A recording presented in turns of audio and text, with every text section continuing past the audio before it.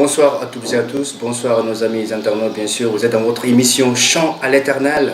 J'ai le plaisir, l'honneur d'accueillir sur ce plateau le curé de la paroisse Marie-Immaculée des Parcelles Assainies.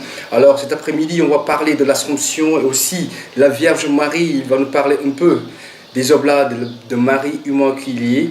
Bonsoir mon père. Bonsoir. Voilà, bienvenue sur ce plateau de Chant à l'Éternel. L'émission s'appelle la Chant à l'Éternel. Le but de cette émission, c'est de faire découvrir l'Église catholique. C'est une évangélisation virtuelle. Alors, donc, bienvenue, encore une fois. Merci beaucoup de l'invitation. C'est avec joie que je suis là pour partager l'expérience et également aider nos amis à découvrir cette Église, à découvrir la beauté de notre famille et chrétienne, la famille des enfants de Dieu. D'accord. Donc, on va parler, mon père, de l'Assomption. Donc, c'est une fête qui vient. Donc, d'habitude, dañuy gis jeunes yi bu ñu fête catholique jot na ñu ci bëri dañuy bëgg dem soirée ñu ci bëri dañuy nekk ak seeni copines yi. D'abord, nañ ci ñëw après ci dernière question bi. Mais là, je voudrais que tu nous parles un peu de l'Assomption. Pourquoi parle-t-on de l'Assomption? Bon, c'est une fête. La fête de l'Assomption, c'est la fête où l'Église magnifie ce que le Seigneur a fait pour la Vierge Marie. Au terme de sa vie terrestre, Dieu l'a élevée, corps et âme, au ciel. Ce qui est une conséquence directe de son immaculée conception, parce que Marie a été conçue sans le péché. Et donc, on ne peut pas concevoir que son corps puisse connaître la dégradation. Et Dieu, dans sa bienveillance, l'a élevée au ciel et l'établit reine de l'univers. Donc, en célébrant l'Assomption, l'Église veut manifester et réaffirmer sa foi en l'Immaculée Conception, mais également à ce privilège que Dieu a donné à la Vierge Marie d'être élevée corps et âme au ciel, et également de prendre Marie comme notre mère, comme la mère de l'Église, comme la mère de tous les enfants de Dieu. D'accord. Pour mieux vivre l'Assomption, une neuvaine est dite pour apporter quoi au juste dans le cheminement vers la fête de cette grande solennité? Voilà, qui parle de neuvaine parle de 9 jours. 9 jours de préparation à un événement important dans la vie de l'Église, dans la vie d'une personne. C'est pour éviter qu'on célèbre la fête de l'Assomption comme une fête, disons, normale, où on célèbre l'Eucharistie et puis chacun rentre chez lui. Mais c'est avant tout pour préparer nos cœurs, n'est-ce pas, à accueillir les grâces particulières de cette fête. Donc il est important pour le chrétien qui doit célébrer un événement important dans sa foi, dans l'Église, de se remettre en question, de se mettre en route, de trouver des voies et moyens qui l'aident justement à découvrir ce qu'il va célébrer. Et la neuvaine, justement, aide à partir de la vie de la Vierge Marie, à partir de l'Écriture, pour réfléchir sa propre vie chrétienne. Et donc la neuvaine est vraiment un parcours spirituel qui aboutit à la célébration de la solennité de l'Assomption. D'accord. Et quel cachet revêt cette solennité? Et c'est une fête mariale, une fête dédiée à la Vierge Marie. Et nous sommes en période de vacances. Et nous sommes en période de repos et il est important, je crois, que dans ce moment où chacun essaie de trouver l'équilibre dans sa vie, où au niveau des villages, les paysans gardent l'espérance d'une bonne récolte, de pouvoir s'arrêter et célébrer l'Assomption. Je crois que le caractère de la fête de l'Assomption, c'est que voilà, elle est célébrée vraiment en une période, je dis, très propice où tout le monde est là. Les gens rentrent au village, les gens vont en congé, donc la famille se reconstitue, les amis sont là, et donc célébrer la fête de l'Assomption, c'est comme pour dire nous sommes des enfants de Dieu réunis dans une famille où nous avons la Vierge Marie qui est notre mère, qui est notre modèle dans la foi. Je pense que c'est tout ce contexte-là qu'il faut prendre pour donner une dimension, en tout cas chrétienne, une dimension spirituelle à cette fête qui est une fête très belle dans notre foi chrétienne. D'accord. Et la Vierge Marie garde une place essentielle dans les cœurs des croyants catholiques. Pourquoi? Parce qu'elle est la mère du Seigneur. Je crois que elle a reçu est quelque chose qui est unique, elle est conçue sans péché. Je crois que comme femme et comme personne, c'est la seule au monde. Elle a eu la grâce, nous l'avons dit tantôt, d'être élevée corps et âme au ciel. Elle a eu la grâce de porter pendant 9 mois le Fils de Dieu. Elle a eu la grâce de mettre au monde l'enfant de Dieu, de l'éduquer, de le faire grandir et de le suivre dans sa mission.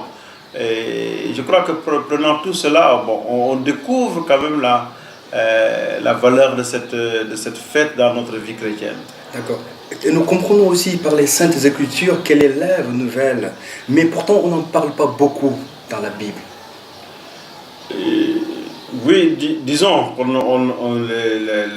la parole de Dieu n'est pas, disons, centrée sur la Vierge Marie, elle est centrée sur Jésus. C'est celui qui est au cœur de la parole de Dieu. C'est la parole qui s'est faite chair, c'est la parole qui est venue habiter dans nos cœurs, c'est la lumière qui est descendue et que nous sommes tous appelés à accueillir. Marie nous aide à rentrer dans le mystère de l'incarnation, dans le mystère de la rédemption de notre Seigneur Jésus-Christ. Donc elle n'occupe pas la place centrale dans la parole de Dieu. Okay. Elle est citée là où on juge que ça peut aider les chrétiens à grandir, mais la parole de Dieu, c'est avant tout Dieu lui-même qui s'est fait chair en Jésus-Christ. Évidemment, maintenant, en faisant une comparaison entre Ève, l'ancienne, et Marie, la nouvelle Ève, on comprend que si l'ancienne Ève a désobéi à Dieu, n'a pas respecté le projet de Dieu, la nouvelle Ève, en Marie, a accepté ce projet de Dieu. Elle est restée fidèle. L'Écriture nous dit que tous ces événements qui passaient dans sa vie, elle gardait cela dans son cœur. Et elle est restée fidèle jusqu'au pied de la croix. Donc ce n'est ni la souffrance, ni la beauté qui l'éloigne de Dieu, qui la pousse justement à s'enorgueillir de ce qu'elle est, mais rester l'humble servante du Seigneur comme elle-même le dit après avoir reçu l'annonce qu'elle serait la mère du Seigneur. D'accord. Mon père, il y a des églises chrétiennes qui disent que l'église catholique adore la Vierge Marie.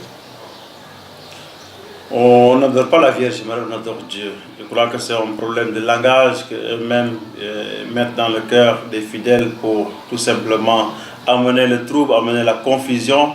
Mais l'Église, dans aucune de ses recommandations, de ses écrits, de ses documents, affirme que nous adorons la Vierge Marie. On la vénère comme une mère. Et je crois que pas seulement nous les catholiques, même la religion musulmane a un respect pour la Vierge Marie et elle en parle pour magnifier ce qu'elle est et le don spécial qu'elle a reçu qu'aucune créature au monde n'a reçu. Et donc, en écoutant Jésus qui nous dit, en s'adressant à Jean, voici ta mère, je crois que c'est tout à fait normal que nous puissions l'accueillir et la prendre comme notre mère, comme celle qui peut nous écouter, comme celle qui peut intercéder pour nous. Hein.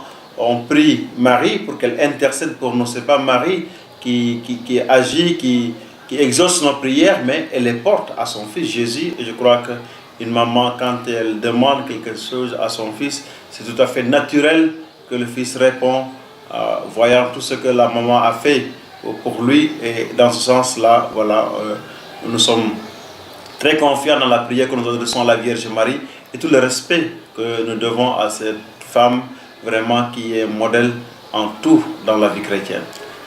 Ok, donc on m'a dit que vous faites partie des Oblats de Marie Immaculée. Qui est le fondateur des Oblats de Marie Immaculée? Voilà, la congrégation des missionnaires Oblats de Marie Immaculée a été fondée par Sainte Eugène de Mazenod, qui a eu un grand amour pour la Vierge Marie. D'ailleurs, dans ses écrits, il nous rappelle que nous devons toujours garder la Vierge Marie comme notre mère, que porter le nom de Marie Immaculée est déjà un passeport pour le ciel. Et donc, l'œuvre d'évangélisation, l'œuvre d'aller vers les pauvres et de leur porter la bonne nouvelle a été confiée à la Vierge Marie. C'est pour cela qu'on nous appelle Oblats de Marie Immaculée.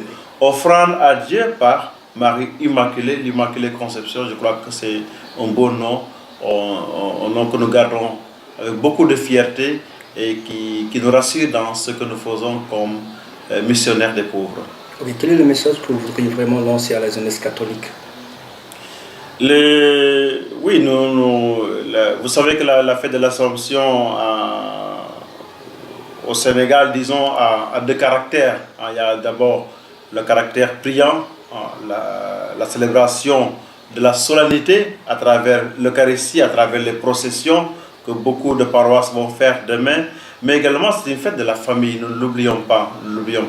C'est une fête qui regroupe les gens du village, qui regroupe les gens de la famille, qui peuvent rester toute l'année sans ne pas se rencontrer, peut-être que quand il y a seulement des événements parfois malheureux ou heureux. Mais à la fête de l'Assomption, chacun a le souci d'aller chez lui, vraiment pour rencontrer tout le monde et pour célébrer la communion, célébrer la solidarité, célébrer l'unité de la famille. Et donc l'appel qu'on lance à la jeunesse également, c'est de ne jamais oublier, je crois que ces deux volets de la fête.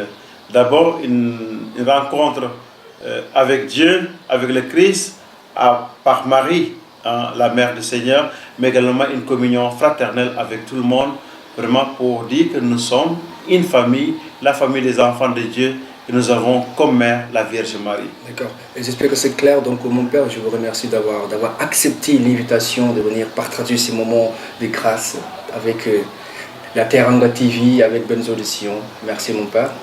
Voilà, c'est moi qui vous remercie pour l'invitation. Et que Dieu vous bénisse. Amen. Amen. Donc, c'est tout pour aujourd'hui. Donc, je vous donne rendez-vous dans 15 jours pour notre numéro de Chant à l'Éternel. C'était Benzo de Sion à la présentation, au montage. Vous avez donc le nom Vincent Préra. À la caméra, il n'est pas là aujourd'hui, il est absent. Mais bon, gloire à Dieu. Donc, le mot de la fin et puis la prière clôture. Voilà, le mot de la fête, c'est souhaiter à tout le monde une belle fête de l'Assomption.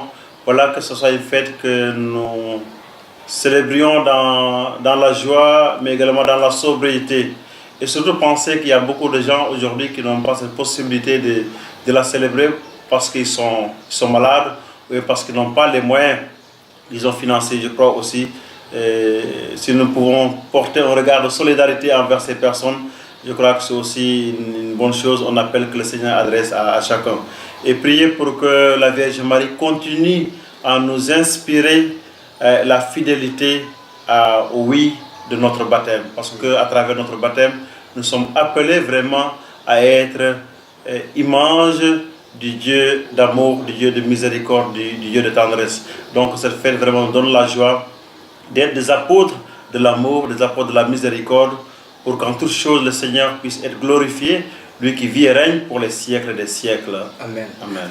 Ok, frères et sœurs en Christ, que le Seigneur vous bénisse et vous garde, que le Seigneur, bien sûr, protège par son sang précieux, que le Seigneur, bien sûr, par l'intersection de la très sainte Vierge Marie, la mère de l'univers, la femme par son oui, il a sauvé l'humanité tout entière. Alors je vous donne rendez-vous dans 15 jours pour notre numéro de votre émission Chant à l'Éternel. Que Dieu vous bénisse. Amen.